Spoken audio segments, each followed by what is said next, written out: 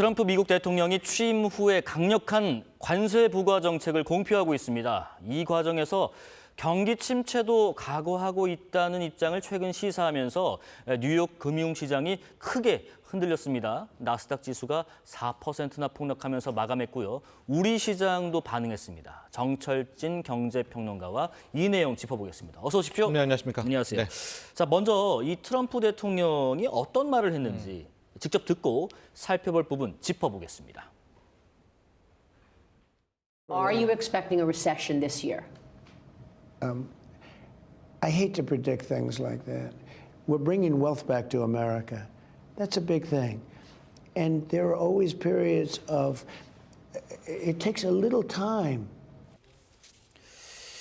저희가 해석 자막을 좀 달아놨거든요. 네. 언제나 시간이 조금 걸리는 그러니까 미국 경제가 전환기를 지나고 있다는 평가인데 이 발언이 왜 나왔고요? 또 시장은 반응을 했는지 맥락을 좀 먼저 좀 짚어주세요. 그렇습니다. 그 전환기라는 표현, 인터뷰 중에는 트랜지션 그렇습니다. 이렇게 이야기를 했었는데요. 시장에는 당초에 이런 이야기가 있었습니다. 트럼프 대통령은 의도적으로 경기 침체와 어느 정도의 주가 급락을 원하는 것 아닌가. 왜냐하면 왜요? 상대적으로 일단 현재에서 주가가 더 갈 정도는 아닙니다. 이미 바이든 때 너무나 거품 영역으로 왔기 때문에 본인 입장에서는 집권 초기에 일단 한번 시장을 떨어뜨려 놓으면 그 책임은 민주당에게 돌릴 수가 있겠죠. 그리고 지난 일기 때처럼 하반기에 다시 올라가는 그런 성공 스토리를 쓸 수가 있는 이제 그런 상황도 있겠고요. 상황 조성을 하는 거예요. 네. 또 하나가 금리 부분인데 현재 금리가 너무 높습니다. 이건 이제 뒤에 또 설명하겠지만 미국의 뭐 국가 채무가 어느덧 4경을 넘어서 5경 원입니다. 36조 달러. 네네. 이자 내느라고 지금 미국 정부는 이자 비용이 국방비, 천조국 하는데 국방비보다 더 많은 상황이거든요. 대단하네요. 그렇기 때문에 네. 금리를 어떻게든 떨어뜨려야 되는데 가장 좋은 방법은 경기 침체가 아니라 어느 정도 경기 침체를 좀 유발하는 상황이 오면 두려움에 떨고 당장 간밤에도 그런 상황이 나왔는데 돈들이 다 채권으로 빠지면서 금리가 떨어지게 되는 뭐 이런 것 때문에 트럼프가 경기 침체 원하는 거 아니야? 좀 일부러 만드는 거 아니야? 이런 좀 음모론 같은 음모론이 있었는데 간밤에 이 폭스 TV와의 인터뷰에서 실질적으로 경기 침체입니까? 물어봤더니 부를 되돌리기 위한 뭐 앞으로도 미국을 정상화시키기 위해서는 과도기가 필요하고 참을 필요가 있다. 이건 뭡니까? 우리 시장에서 의심했던 바로 그 점을 본인 스스로 인정하니까 네. 시장이 패닉셀, 투매가 나오면서 주가가 폭락하고 또 이 돈들은 근데 채권 시장으로 갔어요. 네네. 그래서 금리가 뚝 떨어지는 그런 상황이 함께 나왔습니다. 지금 말씀하신 것처럼 이렇게 시간이 조금 걸리는 시기다는 발언. 근데 트럼프 대통령이 시장에 개입할 거라는 이른바 뭐 트럼프 풋이라는 기대감도 사라졌다. 네. 시장이 더 흔들릴 걸까요? 아니면 이 정도 경제 충격 정도로 행정부가 나서긴 이르다. 뭐 이런 판단일까요? 저는 개인적으로 후자라고 후자요. 봅니다. 예. 앞서 앵커께서 이제 트럼프 풋이라는 말을 했는데요. 풋옵션이잖아요. 우리가 너 시장 떨어질 것 같아. 그럼 풋옵션 사. 그러니까 일종의 시장 하락에 대비하는 보험 같은 거를 풋옵션. 그래서 트럼프 풋이라고 하면 시장이 떨어질 때 트럼프가 등장해서 야, 이거 관세 한 달 뒤로 또 연기할게. 뭐 자동차는 빼줄게. 이런 식으로 항상 마치 보험 들듯이 하락을 방어해 줄 것을 기대를 했거든요. 네. 근데 간밤에 저 발언을 듣고 보면 더 이상 트럼프 풋은 없나? 그리고 지금 정도의 시장 하락, 주식 하락에 다시 행정부가 벌벌 떨고 트럼프가 야, 이거 주가 떨어져가지고 4월 2일 날 상호간에서 안 할래? 이 정도를 하기 시작한다면 실은 트럼프 자체의 오소독스, 이 관세 정책이라는 자체가 힘을 잃죠. 저는 상당히 이번 인터뷰도 좀 의도됐다고 보는 게 네. 이미 시장에서는 오락가락 하니까 야, 트럼프 관세 협상용이야. 그냥 뭐 두려워하지 마. 또 저러다 바꿔줄 거야가 실은 저도 약간 그런 그러세요? 네, 최면 아닌 최면에 걸려들려고 하는 이 시점이었었기 때문에 네네. 조금 더 가혹하게 시장을 밀어붙이지 않을까 저는 그런 생각을 갖고 있습니다. 자, 그러다 보니까 이제 우리 금융시장의 반응을 보겠습니다. 일단 오늘 기준으로요. 국내 증시가 미국 증시 급락 영향을 받아서 하락 마감을 했습니다. 코스피가 전장 대비 32.79포인트 내린 2,537.60. 코스닥 지수는 전장보다 4.32포인트 내린 721.50으로 네. 마감을 했다고 하고요. 근데, 원달러 예, 환율도 예. 이제 원화 약세 흐름을 보였고요. 말씀하시죠. 근데 주식시장 같은 경우에는 상대적으로 낙폭을 많이 줄였습니다. 낙폭이 많이 줄었습니다. 예, 장 초반에는 2% 넘게 뭐 빠지면서 그랬었죠. 우리도 시장 무너지나 뭐 이런 급락하나라고 했는데 장 후반에 거의 반 이상을 되돌렸었거든요. 하락으로 끝났지만 네. 자, 수급을 놓고 보면 외국인들 현선물 동반 매도입니다. 그러니까 외국인들이 사서 시장의 낙폭을 줄인 것은 아니고 네. 우리의 개인과 기관이 끌어올렸다 어느 정도인데 선방을 한 건데 우리는 아직까지는 믿음이 있는 것 같아요. 트럼프 풋. 트럼프가 뭔가 해주겠지. 트럼프가 판을 깨지는 않을 거야. 한번 오늘 밤에 또 보자. 오늘 밤에 트럼프 대통령이 당장 어제 주가 급락했으니까 또 한 얘기 해주면은 급반등 나올 수 있지 않을까? 이런 기대감 때문이기도 한데 물론 그럴 수도 있겠죠. 그러나 글쎄요. 만약에 오늘 밤 트럼프 대통령이 또 딴소리 한다. 그렇다면 정말 더 자신의 전가의 보도처럼 들고 오는 저 관세의 힘 점점 더 사라질 수밖에 없을 겁니다. 자, 이 관세 정책 트럼프 대통령이 밀어붙이겠다 뜻을 분명히 하고 있습니다. 당장 철강이 그렇고요. 알루미늄이 그렇고요. 이 관세 부과를 앞두고 있습니다. 다음 달에는 상호 관세, 지금 보이시죠? 4월 2일로 발효일이 예정돼 있으면 상호 관세도 예고대로 시행하겠다고 밝힌 상태입니다. 이 부분 한번 설명해 주실까요? 네, 지금 화면 중에 나오는 것 중에 네. 4월 2일 상호 관세는 일단은 봐야 되는 거고요. 예. 앞서 캐나다, 멕시코는 일단 상호 관세 한 달 유예하면서 뒤로 밀어놨고요. 네. 그리고 내일 밤에 과연 저 세 번째에 있는 철강, 알루미늄 25% 부과를 이제 말 없으면 하는 거고요. 네네. 근데 내일쯤에 또 말하면 또 어떻게 또 될지 어떻게 모르고요. 모르는 거고. 확실한 건 저 첫 번째 하나입니다. 그러니까 지금 트럼프 집권 2기에서 관세 정책을 시행하고 있는 것은 10-10, 중국의 10% 관세와 추가 관세까지만 이때 시작이 되고 있는 부분이거든요. 예. 그렇기 때문에 지금 계속해서 세간에서는 트럼프 관세에 대한 의구심이 있어요. 이제 이런 와중이기 때문에 저는 내일 철강 알루미늄 관세 부과 얘기는 한데 또 여기서 말 바꾸기를 한다? 그건 좀 힘들지 않을까라고 해서 철강 알루미늄 쪽은 뭐 예정대로 예정대로. 관세가 시행될 것으로 보고 있습니다. 자, 그런데 트럼프 대통령이 또 이 말도 했습니다. 관세가요, 시간이 지나면 올라갈 수 있다. 네. 아마 올라갈 것이다. 이렇게 얘기를 하다 보니까 이게 어떤 해석인가? 트럼프 행정부가 정책 방향을 흔들림 없이 이어간다는 말인가? 미국 백악관은 또 거기서 덧붙여서 장기적으로는 경제에 도움이 된다. 이런 말까지 했습니다. 네.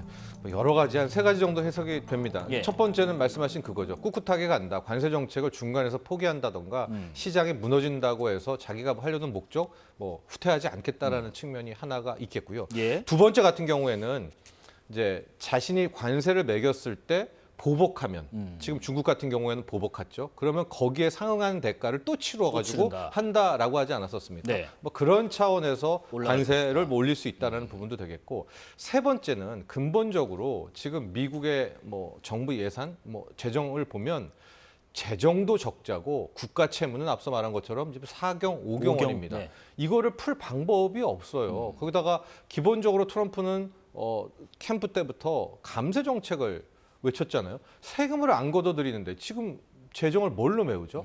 이 부분을 관세라는 것들을 통해 가지고 이제 채우려는 게 트럼프의 목적이었다라고 볼 수가 있기 때문에 네. 나는 관세를 끝까지 가볼 거다. 그래서 관세를 통해서 뭐 다시 미국을 위대하게 할 거고 아메리칸 드림도 부활할 것이다라고 해서 이제 본인의 그 관세에 대해서 다시 한번 좀 종지부를 찍는 그런 발언이었다고 봅니다. 백악관 발표 중에요. 되게 저희가 눈이 이제 가는 그런 발표가 있었습니다. 기업인들이 관세로 인한 타격을 줄이기 위해 미국 시장으로의 진출 확대를 모색하고 있다라면서 관세 정책의 효과 사례로요. 우리 기업들을 언급을 했습니다. 예를 들면 현대차, 미국 생산을 확대하고 있지 않느냐. 네. LG전자, 멕시코의 냉장고 공장 이전을 고려하고 있단다. 삼성전자, 멕시코의 건조기 공장 이전을 검토하고 있단다라는 식의 백악관 보도자료에 우리 기업을 콕 찍어 명시하거나 누가 봐도 우리 기업인 것을 언급하거나 이런 언급들 왜 했을까요?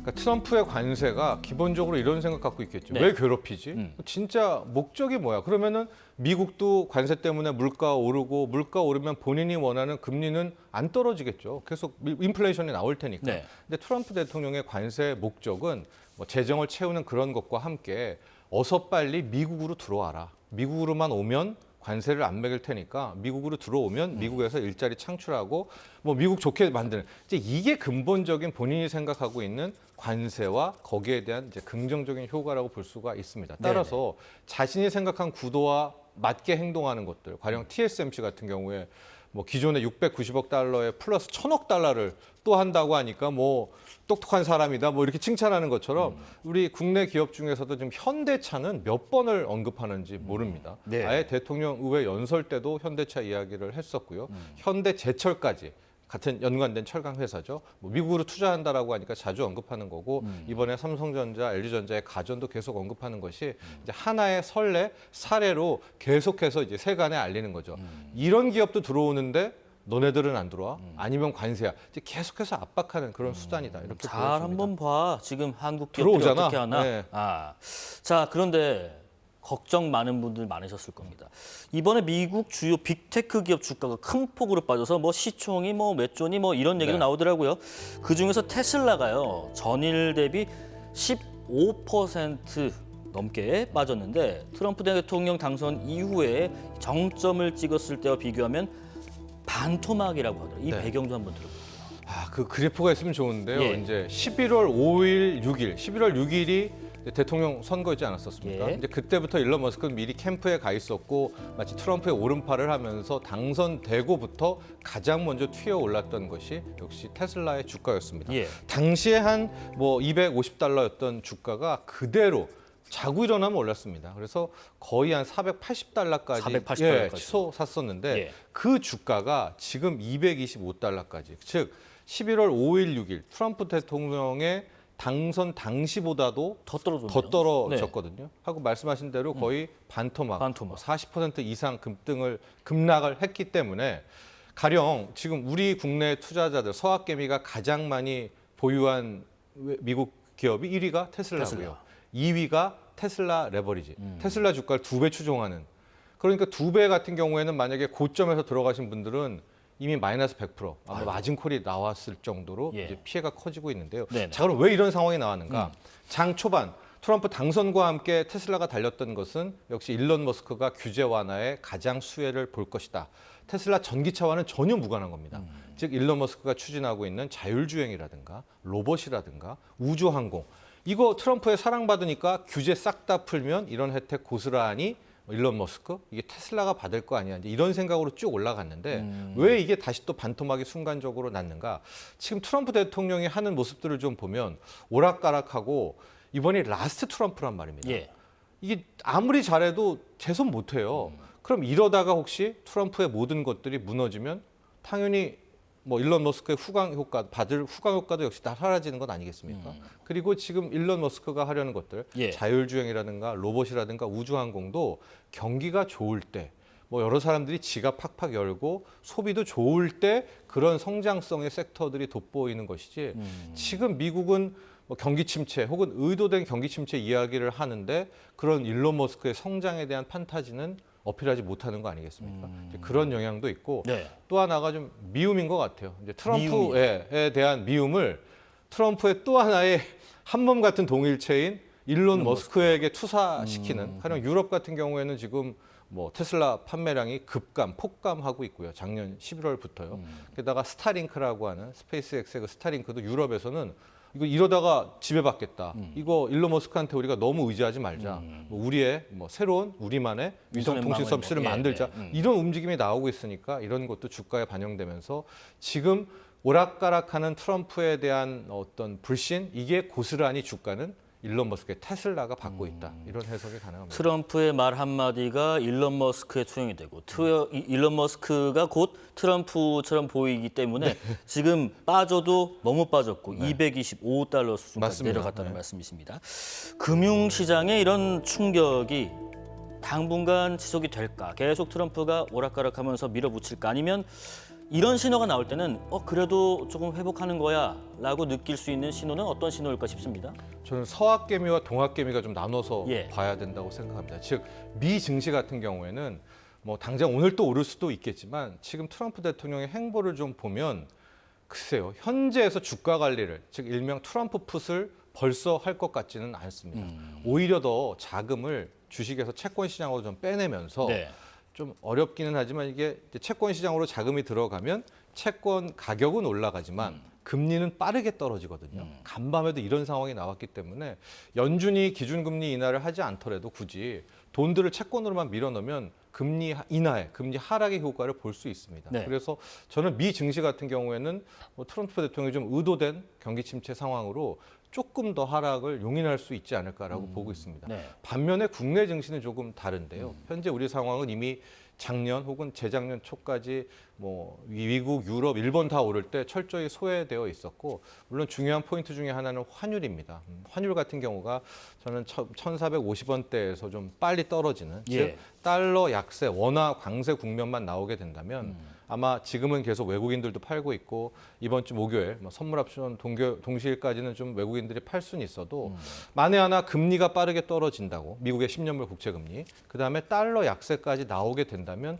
저는 돈들이 일단 미 증시에서는 먹을 거 좀 먹었잖아. 네네. 좀 저평가된 구간들 그래서 이 K 증시 쪽으로도 흘러올 가능성이 있다. 그래서 금리 하락과 달러 약세라는 지표를 좀 체크해 보신다면 네. 저는 동학개미 우리 국내 증시 같은 경우에는 이번에 좀 풍파가 좀 넘어가게 될 경우에는 오히려 더 빠른 반등도 가능하지 않을까라고 보고 있고 또 우리에겐 빅 이벤트가 있는 것이 이제 목요일 날 민주당이 어떤 식으로든 상법 개정안을 좀 통과시키다고 물론 또 가봐야 되겠습니다만 이야기를 하지 않았습니까? 만약에 또 이번 주 목요일 날 상법 개정안이 상정이 되고 그것이 통과까지 된다면 이게 뭐 중장기적으로 펀더멘털 기업과는 상관없이 단기적으로는 국내 증시에서는 상당한 어쨌든 뭐 상승 트리거 호재라고 볼 수가 있거든요. 네. 아마 이런 재료들까지 좀 고려해 본다면 당분간 이제 국내 증시 쪽은 이 원화 강세, 환율만 어느 정도가 떨어지는 그런 모습이 보인다면 저는 좀 상승 디커플링이라고 하죠.